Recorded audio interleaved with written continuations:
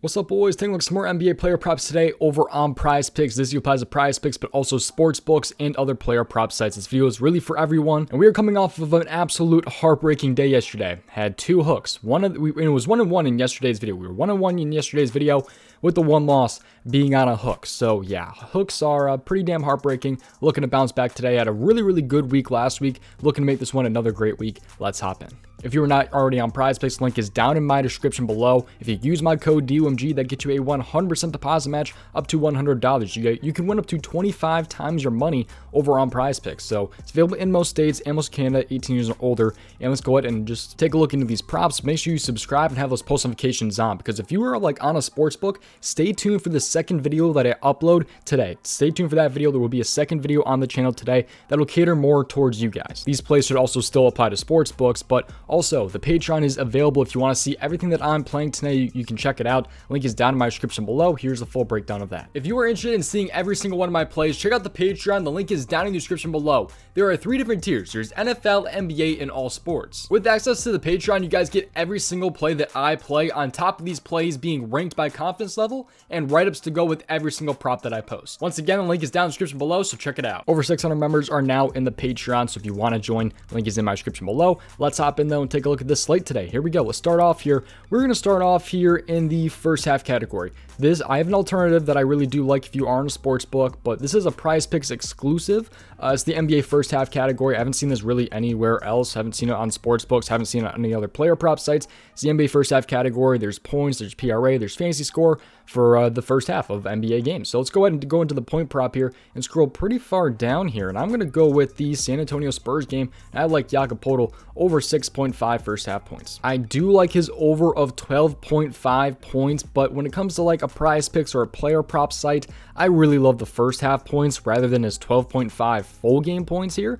He's actually moved to 13.5 on some sites. He's flying up the charts, but he goes like a minus 105 at 12.5. I absolutely love that. But when you're on a set payout site like PrizePicks or another player prop site, not the biggest fan of that, but a minus 105 I think is a great spot for him over on DK at 12.5. I love that right there. But his 6.5 first half, I really do like this on PrizePicks. He's been over this in 4 out of his last 5 games, averaging 9.2, with the one loss being on a hook against Golden State. And this time around, though, he's facing Portland. Let's take a look at this game before we take a look at his game log. So he's going to be on the road going to Portland in this game. It's an 8-point spread and 241 over-under. Over-under looks great of 241. The spread, though, there's massive blow-up potential in this one, which could be an added bonus for taking the first half. You don't have to worry about a blow-up potential in a game with an 8-point spread if you take his first half points, PRA, things like that. So let's dive in, though, and take a look at this matchup here.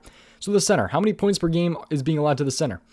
Portland, they're allowing the most points per game to the center, allowing 26.04 this season to the center, and in the last 7 games, they are allowing still the most at 32.39 points per game in the last 7 games. They've been getting destroyed by the center. Apparently, Jusuf Nurkic is not playing too great a defense lately. I love you, Nurkic, but yeah, your defense has not been too great so far. But if you take a look at how he's really been this season, he's actually been over this in 49% of games this season, but he has been over in 5 out of his last 6. So 5 of his last 6 he's been over, with the one loss being on the hook against Golden State right there. So that is one of the games where he did go under. It's tough for centers too, because, you know, he's not going to hit a 3. Poeltl's not going to hit a 3 here. You're going to kind of hope that you know, maybe he makes his free throws, of course. There's been times where he has like 2 free throw attempts and he misses, where he misses some, he misses both. He shoots 50% from the free throw. So it's just going to be a little bit tough with the number being at 6.5 instead of like 5.5, because obviously it's but 2-pointers. So he did have a great time last time when he faced Portland, though. Last time he faced them, he had 13 points right there, shooting 5 for 6, 3 for 5 on free throw attempts. So he had the field goal attempts there. He had the free throw attempts. He's just had a really good game last time against Portland. He went over his full game points in the first half last time he faced them. This time around, just needs 7 right here. Just like 3 baskets and shoot 50% on 2 free throws. That'd be great if you could do that, Jakob. But anyways, even dating back to last season, though, he actually went over in 2 out of 3 last season, with the one loss being on the hook with 6 points right there. That's what I'm kind of talking about with the centers. He did shoot 3 for 8 in that game, though, 37%. He has really shot a lot better than 37%. He hasn't shot 37% in a long time. There's been times where he shot 0%, but otherwise he's shooting at least 50% usually, or for his field goal percentage. But let's dive in, though, and take a look at player prop number 2. That's pretty much just the full breakdown right there for Jakob Poeltl. Again, I like his over of 12.5 points at like a minus 105. I think that's a great spot for him. But on a site like Prize Picks, I prefer the first half points. You don't have to worry about the blowout potential. He's also got a better hit rate, I believe, when it comes to those first half points at 6.5 instead of like the 12.5 full game. So I like Jakob right there at 6.5 first half points. Let's dive in. Let's take a look at player prop number 2. I feel like this one will get bumped eventually. And this one will eventually get bumped, so make sure you have those post notifications on. Patreon members see this way before these videos even get posted. But Wendell Carter at 8 rebounds. I like his over of 8 rebounds right here. He's been over this in 4 out of his last 5 games, averaging 8.8 rebounds in his last 5, and that one where he went under was actually against Jokic and the Denver Nuggets, 6 rebounds against them. But if you take a look at his odds right here, I do like that on sportsbooks at 8.5. I really don't like it on like Prize Picks though at 8.5, but he is at 8 on Prize Picks, right? Which I absolutely love. But like a plus 110, I think is a solid spot. I don't like it for like a minus 115 at 8.5. I think is ridiculous. But that's just some of the value you can get on Prize Picks. By the way, he's a minus 115 even on DK right now, and yet he's at 8 on Prize Picks. So pretty good value right there with Wendell Carter. But let's dive into this a little bit more. He's facing Boston today. He will be at home going against Boston. Isaac will be back in this one, it seems like. But the over-under is 230. There is massive blow potential.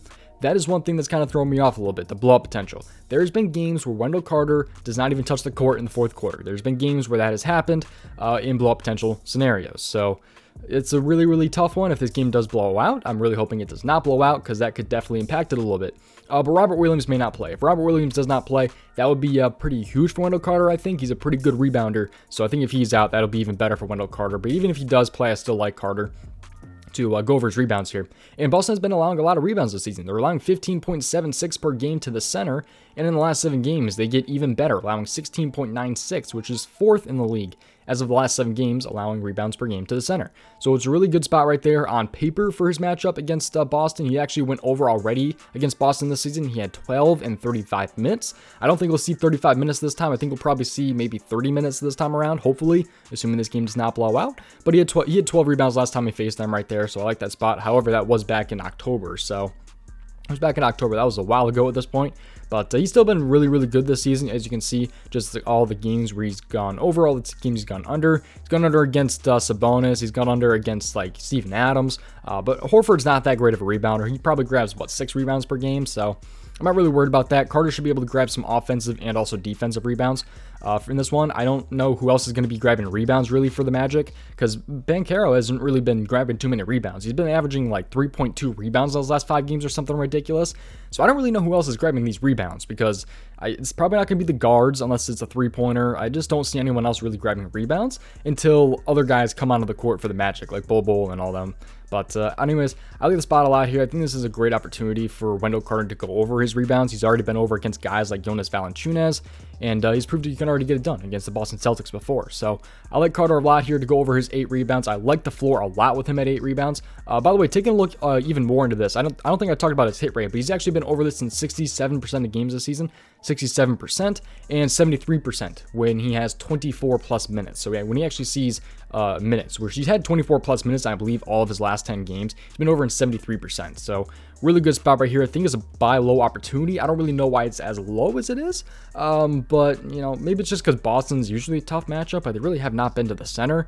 Maybe it's because Robert Williams made play. I don't really know what's going on with this, but I think it's just a low number that I'm trying to take advantage of here with Wendell Carter. So I like both these spots. Jakob Poeltl over 6.5 first half points and Wendell Carter over 8 rebounds. If I had to choose a favorite, it would be Jakob, but really not by much. But thank you guys for watching. Make sure you tail turn risk, look at these a little bit more on your own, and all links are down in my description below. The Prize Picks link, if you want to join, is down in my description below. The Patreon link is down in my description below if you want to go ahead and join that, and that's going to do it. Please, God, no hooks tonight. Jakob, if you hook me, I'm going to be really pissed. And yeah, thank you guys for watching. See you guys next one. Best of luck tonight. Tail at your own risk.